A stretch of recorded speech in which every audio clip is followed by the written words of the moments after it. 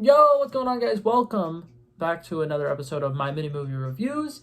God, that's a mouthful. It's a good thing I'm not just doing Marvel movies and it's My Mini Marvel Movie Reviews, because that would suck having to say that at the beginning of every single episode. Well, today I'm talking about the second Marvel movie in timeline order. I'm going to be talking about Captain Marvel. Personally, I want to go ahead and say right off the bat, I think this movie is overhated. I think that it's really good. There's a lot of aspects of it that are very enjoyable, and there's obviously a lot of aspects of it that are not the best. But I feel like a lot of people just hate on the movie because Brie Larson. I feel like that's like the main thing, is just like everybody like does not like Brie Larson. But I'm gonna go ahead and talk about everything about the movie that I did like, everything about the movie that I do not like, and talk about why I think it deserves to be rated a lot higher than it is. So to go ahead and talk about some of the pros of the movie, I will go ahead and say I am very biased towards anything regarding S.H.I.E.L.D.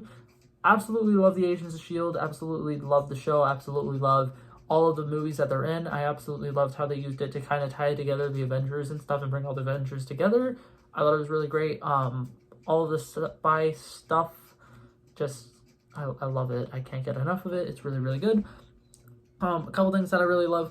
The Skrulls are like my favorite characters ever in the comics, and the way that they bring them into this movie actually is really, really great. And I do want to go ahead and say, people complain about Marvel being formulaic, and Captain Marvel is the first origin story that they had that really was not formulaic, and she's not fighting somebody with the same power set, and her origin story is non-linear, and it's her kind of figuring out stuff about her past while the future stuff is still currently going on. And I love it because it's very diverse from other things, and so many Marvel fans hate it because it is diverse from other things. And I kind of can't stand that, because a lot of people like complain that, oh my god, Marvel's formulaic, and then they make this perfect movie that is not formulaic at all, and they're like, I absolutely hate this. Now, I will go ahead and say one of the downfalls about this movie is the lack of a good antagonist. Jan Rog is the antagonist of this movie, and he is not a great villain. He's not intimidating. There's not a lot of things about him that really makes him a big scary figure. He's played by Jude Law, which really sucks because Jude Law is a great actor, and they kind of completely waste him in this role that isn't the best. It's not the greatest villain.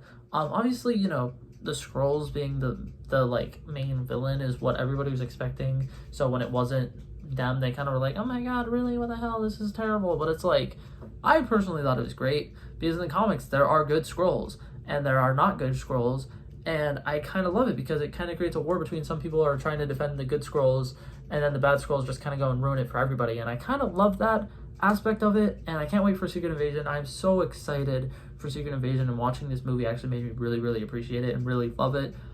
So once again, going back to some of the pros, the actress that plays Maria Rambeau absolutely killed it. The actor who plays Talos absolutely killed it. I love Talos's character in this movie. I think he does a really, really good job. Whenever he's pretending to be, what is it called? Whenever the actor is being the like head of S.H.I.E.L.D. or whatever, really, really great job. Really menacing, really terrifying. When he is in his actual Skrull form, once again, he is menacing. There is the scene where they're up on the spaceship, and then they're currently in this little like prison cell, and then the little bars that is keeping him back goes away, and he's just staring at him like super fucking menacingly. It is so cool. I love the Skrulls design. They look so great, and I'm so excited for Secret Invasion. Anyways, I'm getting so carried away. So once again, talking about some of the things that did not work with it. A lot of the stuff with the Kree really ticks me off. And one thing that I do not like about this movie, and that I actually kind of really hated about this movie, is the fact that they kind of forced Ronan into it. I understand why they wanted Ronan into it, and I understand that was kind of like a big selling thing, was they're just like, oh my god, Ronan's gonna be in it, and everybody's like, oh my god, Ronan's gonna be in it. And then he's in it for about like 2 minutes, and he says some one-off line about, he's just like, we'll be back for the weapon. And they're like, the core? And then he says, the girl. And then it's all like, oh my god, no way, Ronan and Captain Marvel are gonna like whatever. And Ronan is dead in the MCU. So unless they do some prequel movie, which I doubt they would because of the ratings of the first movie, that's just like a one-off line that means absolutely nothing.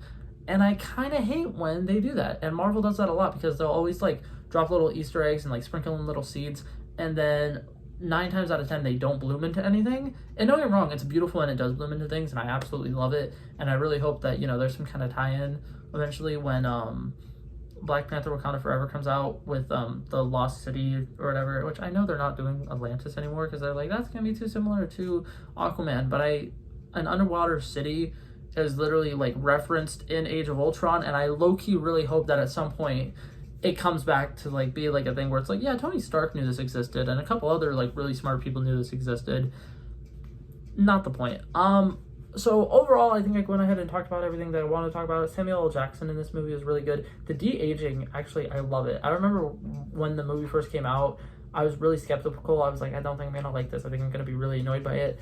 It actually worked really well. I had no problems with it. And Brie Larson and Samuel L. Jackson's chemistry in the movie was really, really good in my opinion. And yeah, for the most part, I'd say it was a solid movie. Once again, I would recommend this. I would recommend pretty much almost all of the MCU movies. But yeah, so with that being said, it's time for the grade. I gave this one a solid C. I gave it a 76.